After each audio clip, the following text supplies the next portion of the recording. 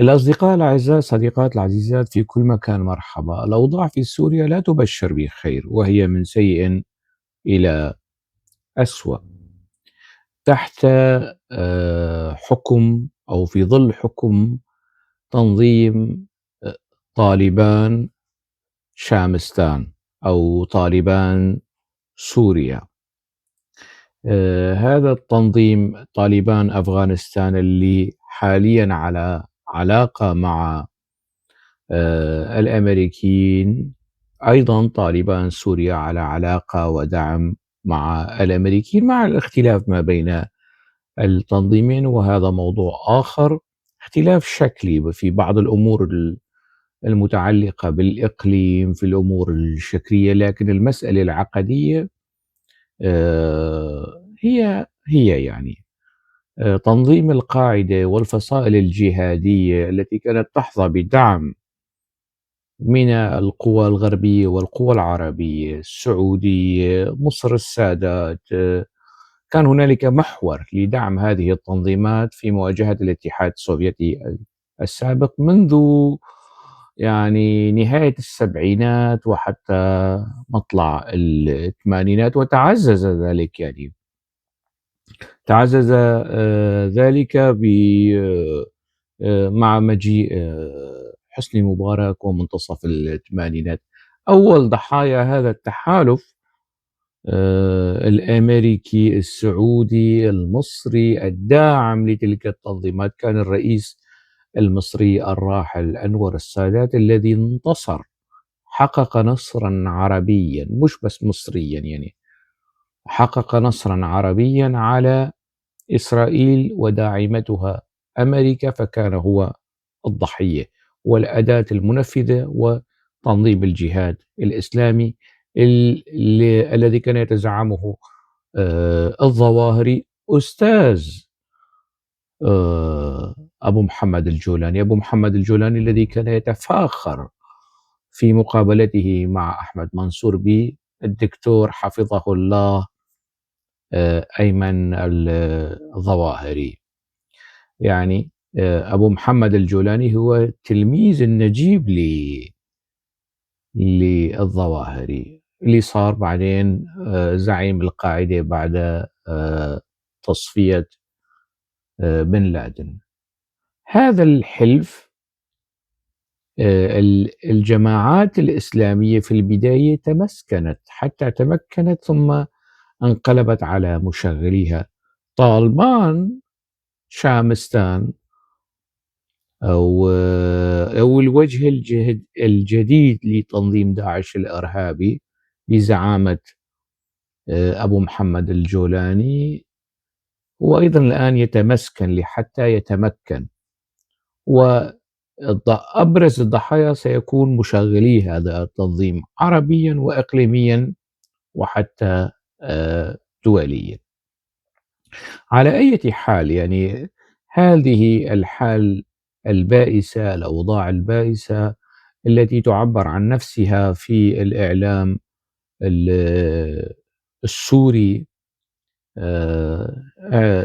هنالك حالة من السعار الموتور في الإعلام السوري والإعلام التركي والإعلام الخليجي ضد قسد. طبعا الكل يقول لا، والأكراد حبايبنا، والأكراد نور عيوننا، والقضية ليست في الصراع مع الكرد إنما مع تنظيم قسد. لا، القضية صراع مع الكرد. هذه الأسطوانة التي كان يقولها صدام حسين، القضية مش مع الإرهابيين والزعيم الإرهابي جلال طالباني ومسعود بارزاني، يعني القضية مع هؤلاء وليس مع الشعب الكردي. هذا ما كان يقوله صدام حسين، أيضا هذا ما كان يقوله آه، أو قالته الحكومات التركية المتعاقبة، وقالها ويقولها رجب طيب أردوغان على امتداد من 2002 وحتى الآن، على امتداد 23 24 سنة. إذا هذه، والآن أيضا يكررها على أسماعنا أبو محمد الجولاني. أبو محمد الجولاني الذي ذهب إلى نصرة صدام حسين، نظام صدام حسين، ليقاتل ضد التنظيمات التكفيرية الإرهابية ضد الأمريكيين، ونصرة لصدام حسين الذي قتل الكرد وأباد الكرد وأباد الشيعة، والآن يصدر نفسه على أنه حبيب الأكراد وتجري في عروقه دماء كردية. شو دماء كردية؟ طه ياسين رمضان أصوله كردية، طز. حكان فيدان أصوله كردية، طز. أبو محمد الجولاني مجهول النسب، أخواله أكراد، طز. شو يعني أنت جاي يعني تحمل الأكراد منيا أنه والله تجري في عروقك دماء كردية. عناصر من تنظيم داعش الإرهابي كانوا كرد، من كرد العراق ومن كرد تركيا، عادي يعني. شو الشغلة الكبيرة اللي أنت جاي تسجلها على الكرد؟ والإعلام جنون، هيستيريا تجوب إعلام نظام الجولاني ومثقفيه وإعلامييه. لماذا؟ لأنه قناة قناة شمس الكردية منعت تلك المقابلة مع نظام الجولاني، لأنه مستوى الكراهية والعداء والنفس العدواني ضد قسد كان عالي، يعني وأوقفوا البث المقابلة. إعلام الجولاني ووزارة إعلامه بزعامة قائد كتيبة الخيالة حمزة مصطفى صاروا ينشروا مقتطفات اللي بيحكي بشكل إيجابي وكيوت وحنية ومودة مع الأكراد والقصص هي، وتجاهلوا الفقرات اللي فيها نفس عدواني وتهديد ووعيد تنصل من هذا الاتفاق الذي وقع عليه أبو محمد الجولاني. هذا توقيع أبو محمد الجولاني وليس توقيعي. تنصل، ويهدد ويرعد ويزبد وكذا بالسيف التركي وبالإرهابيين الإيغور والشيشان والتركستان وكل الزبالة الموجودة في نظامه، نظام طالبان شامستان أو سوريستان. الآن بات من حق قناة شمس أن تبث تلك الفقرات، وأيضا المزيد من خلفية طالما الموضوع صار مكايدة ومكاسرة إعلامية ومزايدة. استهدفوا كردستان العراق، استهدفوا قناة شمس، استهدفوا قيادة الإقليم، استهدفوا الكرد. إعلام الجولاني بكل وقاحة وبكل صفاقة وبكل لزوجة وسماجة بيجي بيحكي عن الأكراد بشكل كيوت. لك يا غبي يا بغل، أنت جاي تضحك على مين؟ جاي تضحك على مين؟ أنت خطاب الكراهية ضد الكرد لم تستطع إيقافه. أنت فشلت في لجم أبو الميش يا جولاني، أنت فشلت في لجم الإخبارية وكل هؤلاء الزعاطيط اللي بينعقوا على الكرد قياما وقعودا وليلا ونهارا. جاي تبيع حنان ومودة ودماثة وكذا على مين؟ على مين يا جولاني زي ما بيقولوا الأخوة المصريين؟ هذا اتفاق اللي بيحكي عنه الجولاني. الأصدقاء الأعزاء، هذا هو الاتفاق. البند الأول: ضمان حقوق جميع السوريين في التمثيل والمشاركة في العملية السياسية. ضمان حقوق جميع السوريين. أين الدروز في العملية السياسية الموجودة حاليا؟ أين العلويين؟ أين السريان اللي لازم يكون موجود في هذه العملية السياسية الانتقالية طبقا لهذا الاتفاق؟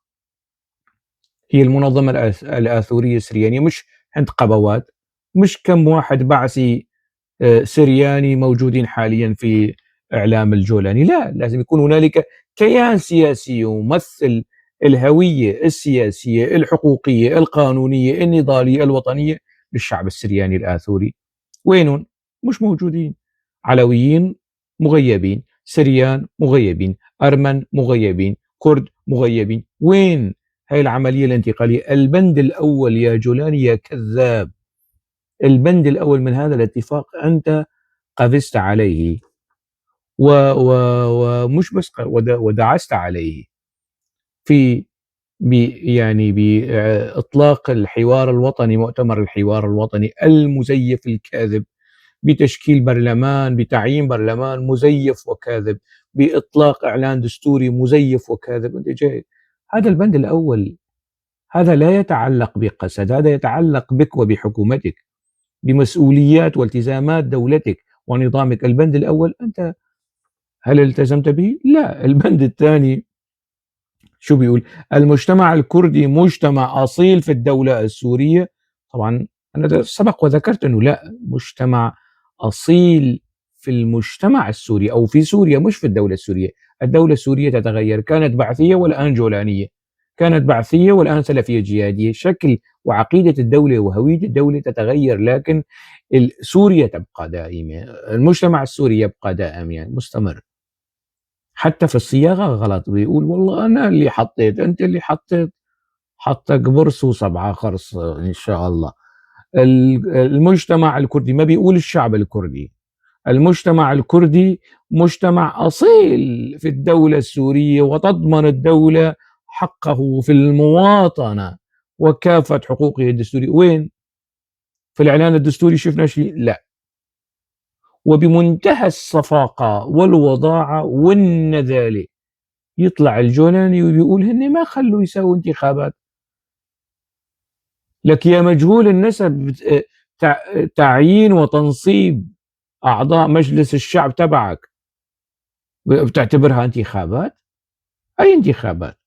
المهم، هذا البند أيضا من مسؤوليات الدولة، من مسؤوليات الحكومة الانتقالية، من مسؤوليات الرئيس الانتقالي المؤقت نظام الجولاني. لم ينفذه البند الأول والبند الثاني.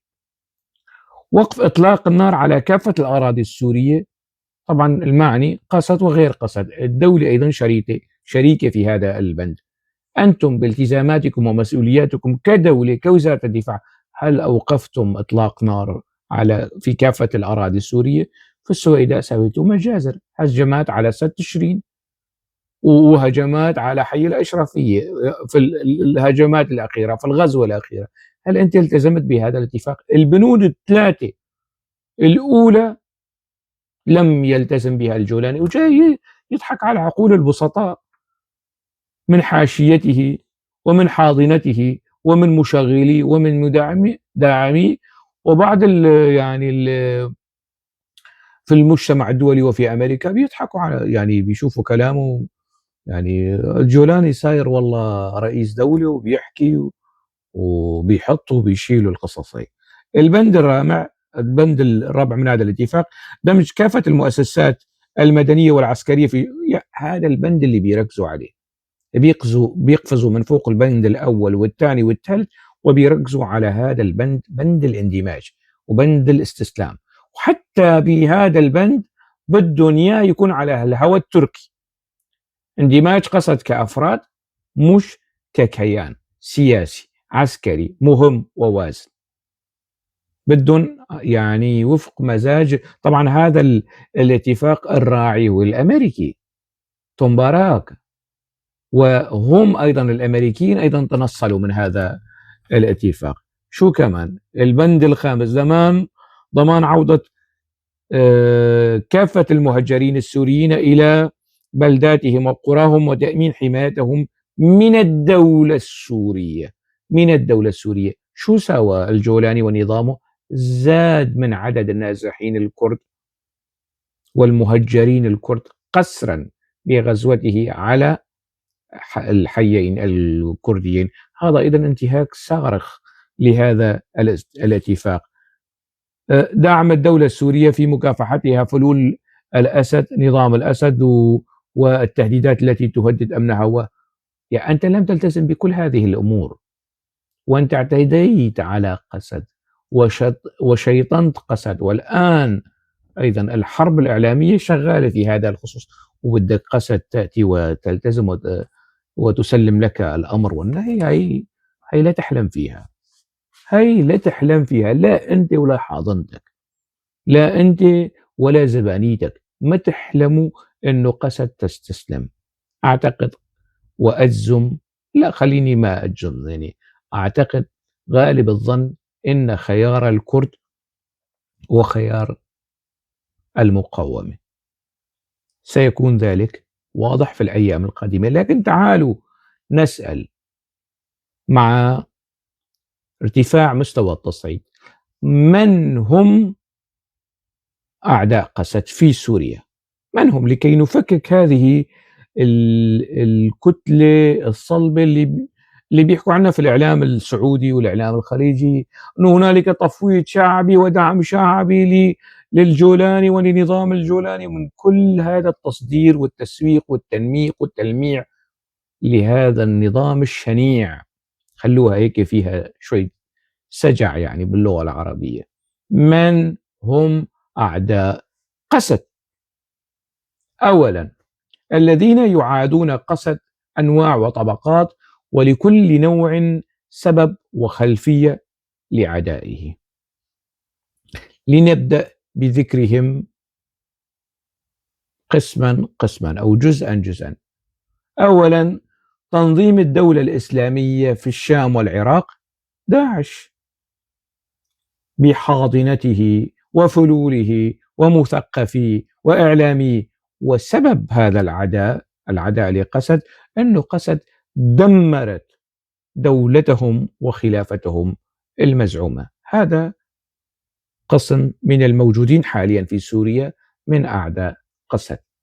القسم الثاني، تنظيم القاعدة الإرهابي في العالم العربي والإسلامي بحاضنته وفلوله ومثقفيه وإعلامه، لأن هذا التنظيم ينظر إلى قسد كقردة وكفرة وملاحدة وخنازير وعلمانيين ويساريين وكفار وأعوان أمريكا وإسرائيل.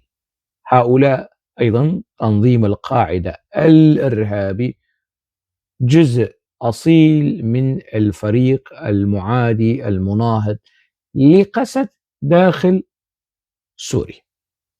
ثالثا، من هم القسم الثالث من هذه الجبهة العظيمة الشعبية؟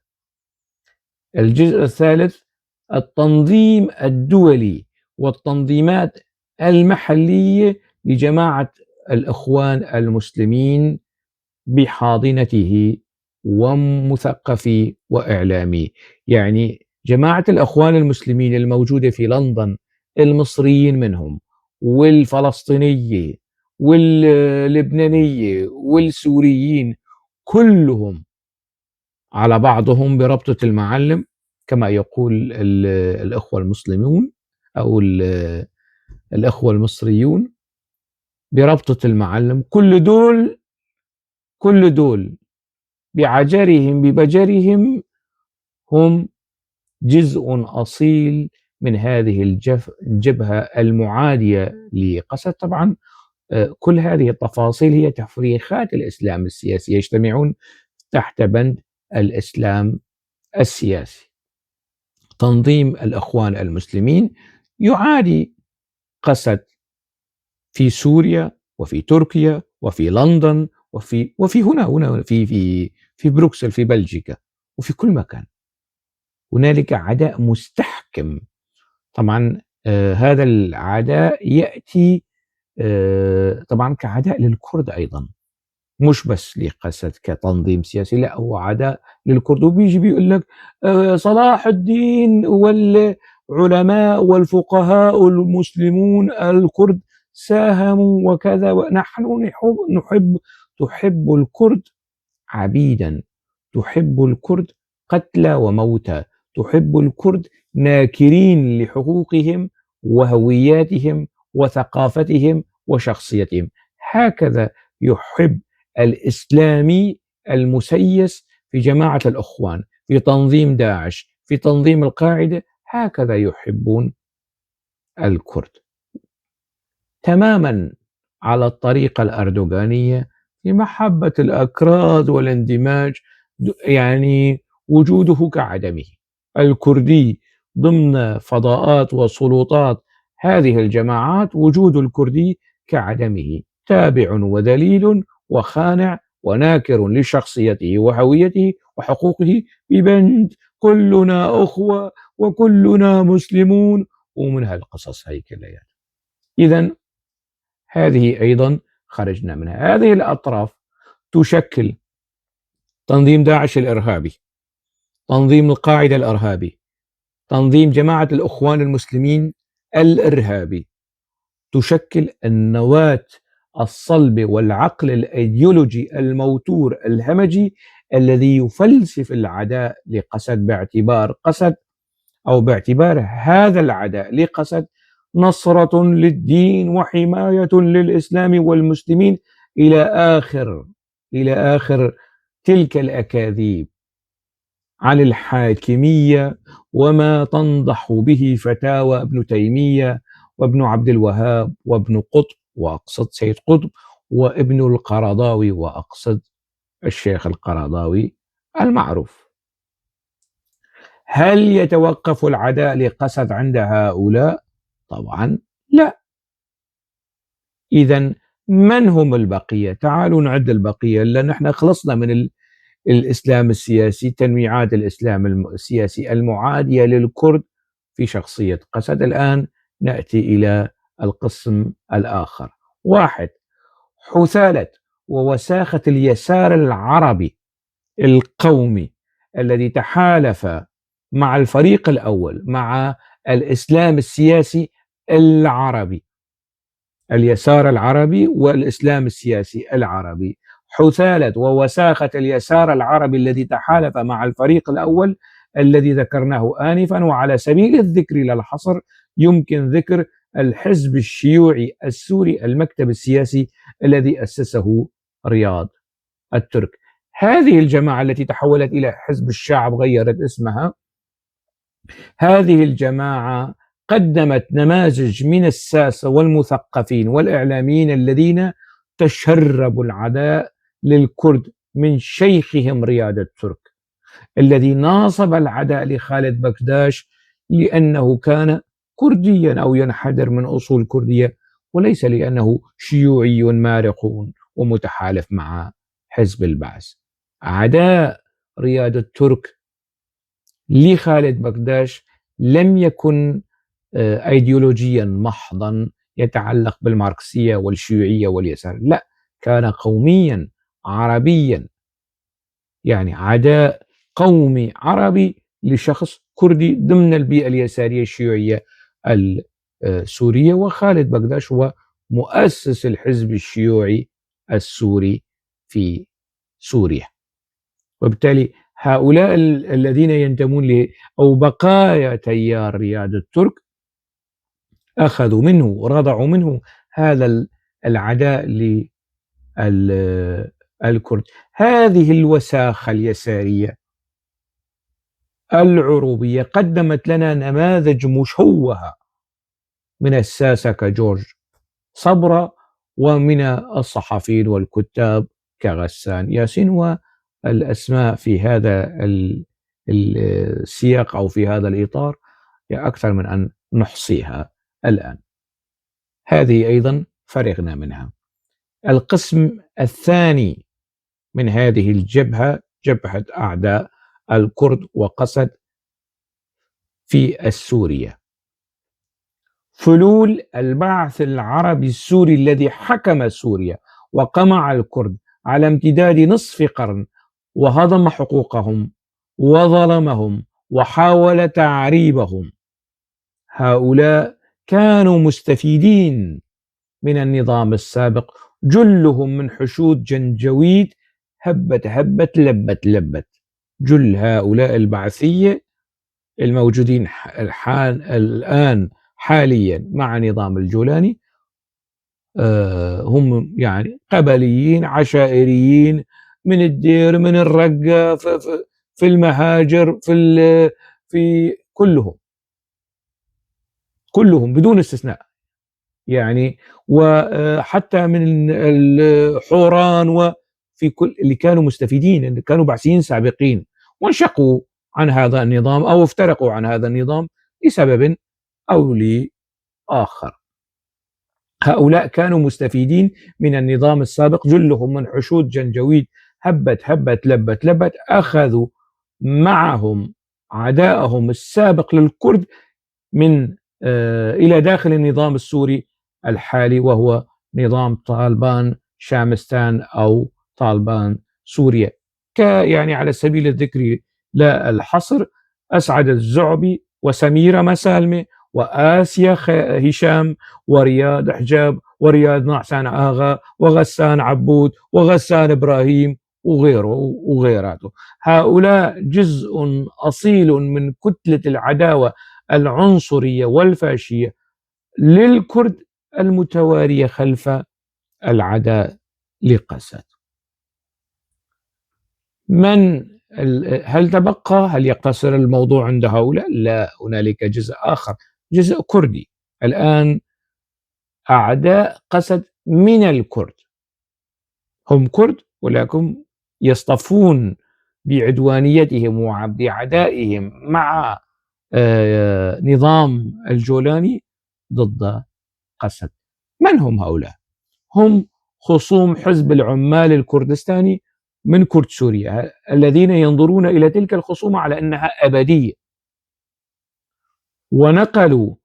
ونقلوها أي لتلك الخصومة إلى قسد، باعتبار أنه قسد يعني لا يخفى على أحد دعم حزب العمال الكردستاني ووجود حزب العمال الكردستاني ضمن قسد، وهذه قلتها ولا أنكرها يعني، وأرفضها طبعا، أرفضها.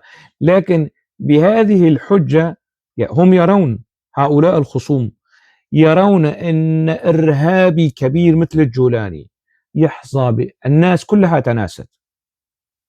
تناست أنه هذا إرهابي وهذا مجرم وهذا سافل وهذا قاتل، وصاروا يدعمونه لأنه يمثل العروبة، يمثل السنة، يمثل المسلمين. لكن كردنا الأفاضل من خصوم حزب العمال الكردستاني لا يمكنهم أن يضعوا خصومتهم مع حزب العمال الكردستاني جانبا في هذا الصراع الوجودي، مع نظام داعش والقاعدة والأخوان الذي يحكم ويستحكم بسوريا. هم مصرين، بيعتبروا أنه لا، يعني هذه معركتهم الأزلية والأبدية ولن يتزحزحوا، وعملية التزحزح هذه تعتبر يعني هزيمة وانتكاسة لهم في مواجهة حزب العمال الكردستاني. لا، يعني الجولاني ولا حزب العمال صحيح السيء والأسوأ، لا، سنختار الأسوأ لمحاربة السيء، للاستمرار في الخصومة مع السيء. هذا القسم أسماءهم معروفة يعني. ونظام الجولاني يتواصل معهم يعني سرا، يتواصل مع هؤلاء باعتبارهم الكرد الشرفاء الوطنيين الذين لديهم مواقف مشرفة، لأنهم يعادون قسد وهم معروفون ولا يستحقون ذكر أسمائهم. سيقرؤون هذه وسيشاهدون هذا الفيديو وسينتابهم الغضب حول ذلك، لأنه يعني مكشوفين ومفضوحين، لكن لن يشعروا بالخجل. يعني هؤلاء ما بيستحوا، يعني هم كرد نعم، وربما يكون منهم ساسة ومثقفين نعم، لكن ما راح يخجلوا. ربما يتمادوا في الخصومة وفي العداوة إلى مستويات يعني الفجور، وربما يتراجعوا يعني. المهم القسم الأخير وهو القسم المضحك يعني. أما زبالة الزبالة أو أصنص الوساخة التي تعادي قسد من بعض المحسوبين على الكرد، فهم معروفين أيضا ومنبوذون، ولا قيمة لهم في الميزان الثقافي والسياسي الكردي، ومضبوطون بعلاقاتهم مع النظام السابق والحالي. مثل مين؟ أحيانا الأصدقاء والمتابعين يقولون لي اذكر لنا نماذج مثل فطون حيصبيس أو فاتن رمضان، الدكتورة الكاذبة اللي هي مش أصلا دكتورة، وهي متورطة في جريمة قتل في قزلتبة، وهربت من قزلتبة لأنها تورطت في موت امرأة حامل وصفت لها أدوية يعني آه، غير صحيحة، فماتت السيدة وجنينها وهي هربت على فرنسا. فطون حيصبيس ومين كمان؟ علي تمة، هذا النكرة اللي ما بيعرف لا يحكي كردي ولا يحكي عربي مثل عالم الناس، هو مطرود من حزبه، حزب الوحدة، حزب يكيتي بزعامة شيخ آلي، بتهمة الاتجار بالحشيش والمخدرات. تصوروا حزب شيخ آلي يطرده، وهلا صاير ناشط لا وبيقدموه الباحث وسياسي. رخص وتفاهة إعلام الجولاني وصل بهم إلى هذا المستوى، أنه يقدموا واحد لا بيعرف يحكي مثل عالم الناس بالعربي أو بالكردي على أنه كاتب وباحث. رديف مصطفى المحامي الفاشل اللي أنا بعرفه بشكل شخصي، والتقيت برديف مصطفى مرة واحدة في كوباني 2007، التقيت فيه. هذا المحامي الفاشل بالوثائق اللي أنا شفتها بعيني، شفت إفادات رديف مصطفى بعيني وقرأتها هيك بخط الإيد، أنه كان على علاقة مع المخابرات، مخابرات أمن الدولة ومخابرات العسكرية في كوباني، ويلقون لهم أخبار الأحزاب والتيارات السياسية. قيادات من حزب المستقبل أو تيار المستقبل السوري قالوا لي أنه مشعل التمو الشهيد الكبير الشهيد البطل قبل اعتقاله الأخير على جسر قراقوزاق خرج من منزل رديف مصطفى على ما يبدو كان وقت ذاك على علاقة مع مشعل التمو غالبا، وهذه معلومة من هذه القيادات داخل تيار المستقبل، أنه من وشى بمشعل التمو لدى المخابرات السورية هو رديف مصطفى. الآن رديف مصطفى يعتاش في تركيا على نفقة المخابرات التركية.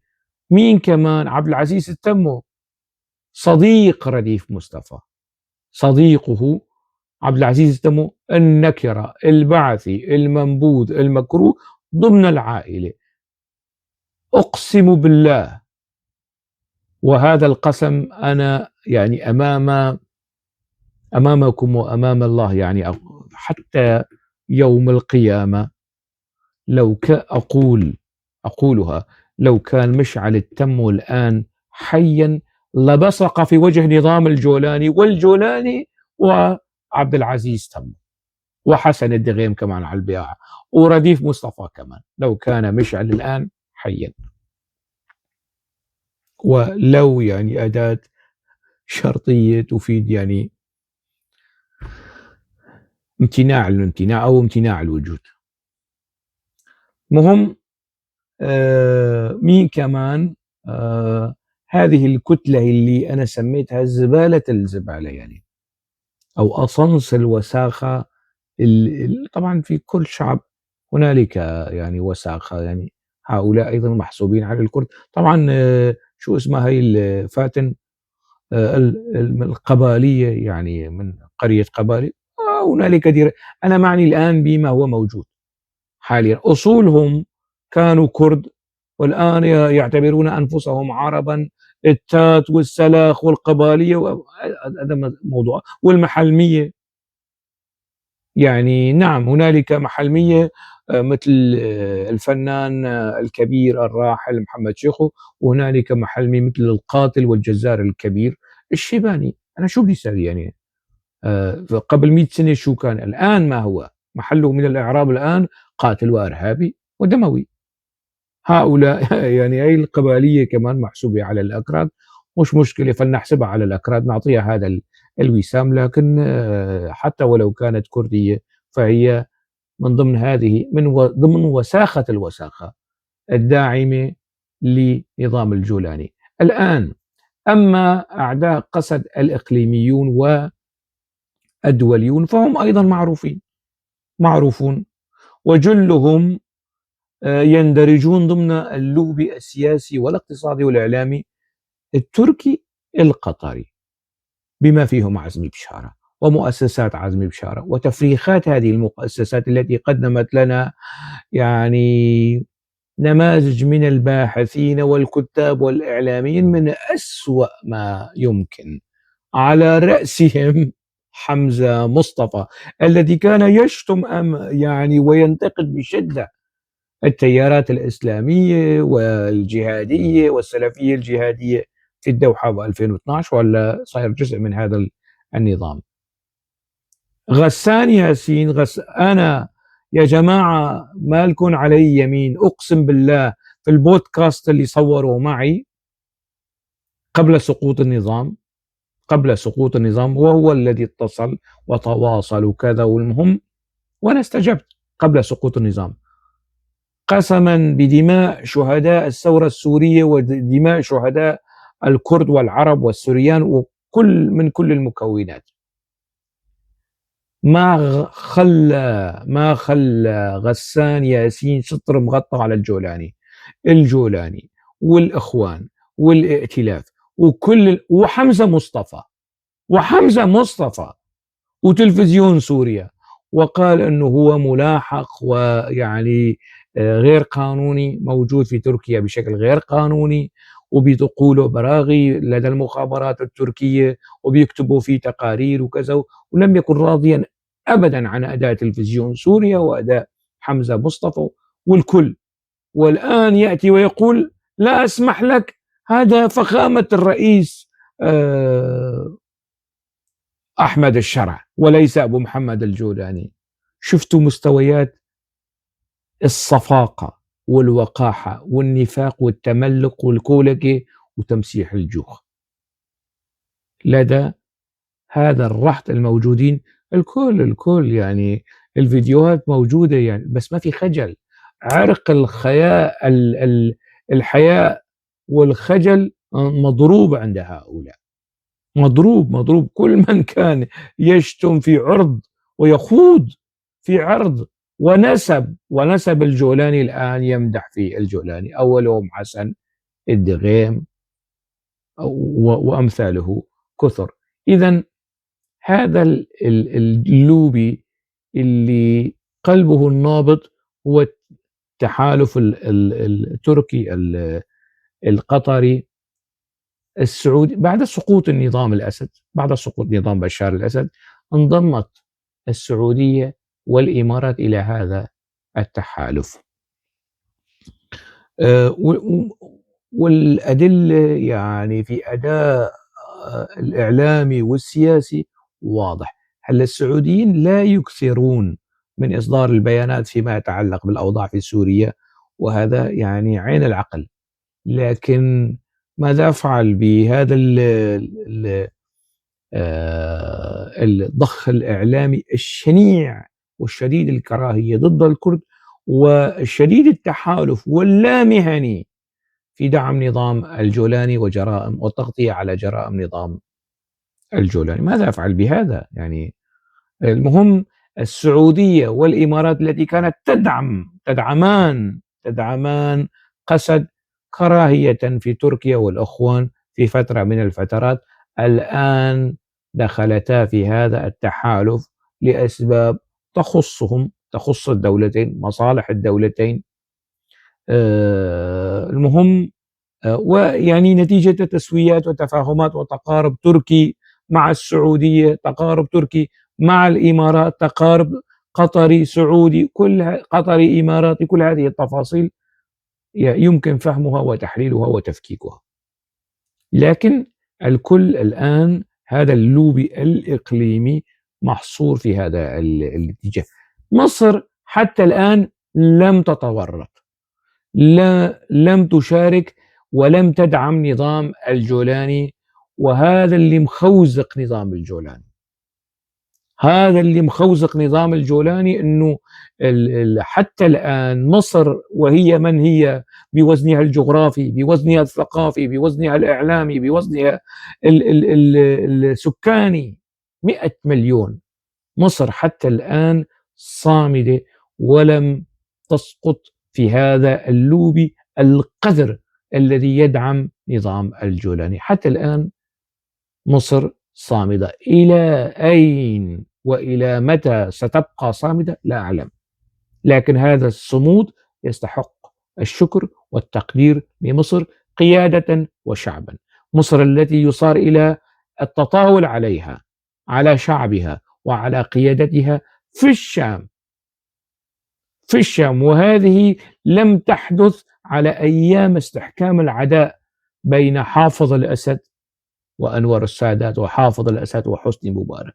ما طالعوا مظاهرات منددة وتشتم تشتم الرئيس المصري، فخامة الرئيس المصري الجنرال عبد الفتاح السيسي. هذه ما الشتائم والمظاهرات التي خرجت في المدن السورية على زمن الجولاني من حاضنة الجولاني ومن أنصار الجولاني لم تشهدها سوريا على زمن حافظ الأسد وبشار الأسد مع الأسف الشديد. إلى أين وإلى متى ستبقى مصر مستمرة في صمودها ولا تركع لهذا اللوبي المتشكل حاليا لدعم نظام الجولاني والتغطية على نظام الجولاني؟ أنا لا أعلم. حتى هذه اللحظة صمود مصر إعلاما، قيادة وشعبا ومثقفين يستحق الاحترام والتقدير. هذا أيضا يعني نقطة كان ينبغي علي قولها وذكرها في هذا الفيديو. والسؤال: من هم أصدقاء قسد؟ نحن حكينا عن أعداء قسد، خصوم قسد، من السوريين كردا وعربا، من الإقليميين كمان حكينا، ومن الدوليين والشركات الكبرى البريطانية الأمريكية فيما يتعلق بالنفط والغاز، كل هالتفاصيل. هذا اللوبي اللي حكينا عنه. توم باراك أيضا جزء من هذا اللوبي التركي وليس الأمريكي، التركي القطري السعودي الإماراتي. توم باراك كمان في قلب هذا اللوبي ضد قسد وضد الكرد. وتوم باراك لا يمثل تماما كل الإدارة الأمريكية. المهم السؤال: من هم أصدقاء قسد وسط هذا العداء المستحكم؟ هذا السؤال والإجابة عليه سأتركه في فيديو آخر.